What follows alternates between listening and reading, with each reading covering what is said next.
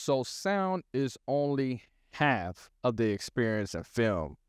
Last time we have talked about sound editing and sound designing and how it can shape the cinematic world. But today we're going to be talking about the most cinematic aspects, sound tools in filmmaking, which is dialogue. Let's get into it. So, dialogue is not just about words, right? It's not just about words. It's about how we connect with the characters, follow the story, and feel the emotion. But none of that works if your dialogue is not clear. And we're going to go ahead and jump in why the clear audio really matters. So, they say that audience are more forgiving about your poor looks rather than the audio. And it's true. No matter how uh great your shot looks or anything like that, if your dialogue is hard to understand, then yeah, you don't you do not have a film. Trust me. And here's one of the most important things, right? Dialogue is not just about hearing them, right? It's the feel, the emotion behind it. So when dialogue is muffled or inconsistent, the emotional weight is basically lost, if you get what I'm saying. So I'm going to give y'all some clear tips about how we can capture this dialogue very clearly. So let's start with number one. Number one is about mic placement. Now that is very crucial. The boom mic gives off this natural sound while lavalier mics give up, the consistent close-up audio. Always record room tone is because it's for seamless for transition and it helps fill the gaps to maintain the natural flow of your film. Minimize any appliances, minimize the wind, minimize anything that's really distraction. Get some sound blankets, right? Basic kind of sound like acoustic treatment, so to speak, right? Little distractions like a little refrigerator in your scene can ruin a great take, basically, right? So another thing is set your gain levels. Excuse me. Set your gains levels to avoid peaking and distortion. And another thing about that, test your levels before rolling the camera. That's the most important thing. Before the director says action, make sure all your gain levels is perfect for that camera rolls. Consider the environment too. Shooting indoors, make sure you try to check out for echoes and everything like that. Outside, try to watch out for wind. Every setting has its own unique approach. So when it comes to the pre-production stage, you're looking out for in your scouting locations. You can test out any type of room to see what type of echoes it may cause or anything like that. And there you have it with that. So that's where it usually starts. It actually starts on set. Now let's go to the post-production route, right? For dialogue editing. Now, most of the time in post-production, dialogue editing, it still needs a little bit of work every now and then. So let's go into that. So using noise reduction tools to remove any hums and background noises can really help, enhance the film, but don't overuse it. Because if you overuse all of that stuff, it can make it sound robotic, basically. Equalization, aka EQ.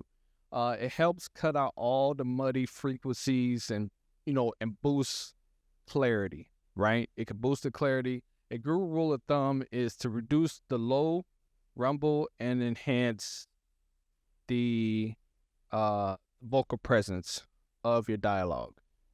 Vocal presence is a key. Trust me when I say that. Vocal presence is a key. And compression, it helps keeps the levels consistent, ensuring the quieter parts audible without peaking anything else within your dialogue, right? So compression is a good way to maintain all, making sure all the levels are good. Another one, de-essing. De-essing can eliminate all the hard S sounds, so like, all that, and it can help a little bit take out the little bit of, the P's too. But most of the P's are being done with, taken out with, with pop filters over a microphone. But de-essers are a very good way to take out any hard S's within your dialogue. And layering, layering the subtle reverb, making sure you don't use too much reverb. If it doesn't require it, leave it alone, basically. But reverb most of the time is, needed for, certain scenes, especially if like the president in the film is giving out a speech, or, or the pastor is giving out a speech in the church, and, everything like that. So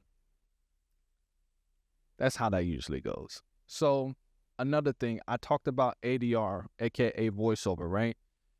Voiceover is another essential thing to do when it comes to filmmaking. But I'm gonna tell you the reasons, or matter of fact, I'm gonna tell you when to use it. You should really use it when when the audio on set is not fixable, basically, right? It's not fixable, you can't use it or anything like that. So like I said before in the last video, you can use, or matter of fact, get your actors into the studio and do the voiceover work and everything like that. But to maintain consistency, making sure that their actors have the same exact energy when it comes to your ADR. Because if they are, slouchy or anything like that within, or feel kind of lazy within your dialogue versus you being on set, then of course it can also, ruin the film. But like I said, the director is there to help you to get into that mode again when it comes to ADR, dialogue replacement, right? And here's another thing, the most important thing, right? Dialogue is storytelling.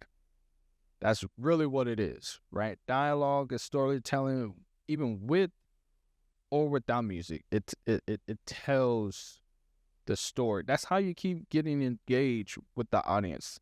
The audience is keeping engaged with, with the dialogue because of the emotion, right? So clean dialogue is not just a technical goal, right? It's a storytelling tool. So when the dialogue is clear, the audience connects it more deeply, with the characters.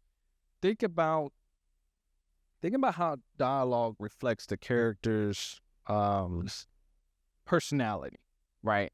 So think about that, because a nervous character may not give off the same feeling as, an energetic character, basically, right? So it's all about, like I said, how it's not only when you say it, but how you say it, right? So make sure that your actors are on point every single time when it comes to that. And another great point is great dialogue mixes, balances, with the levels that you have, as far as, with sound effects and room tone and especially music. So, but dialogue is more to the forefront than anything else.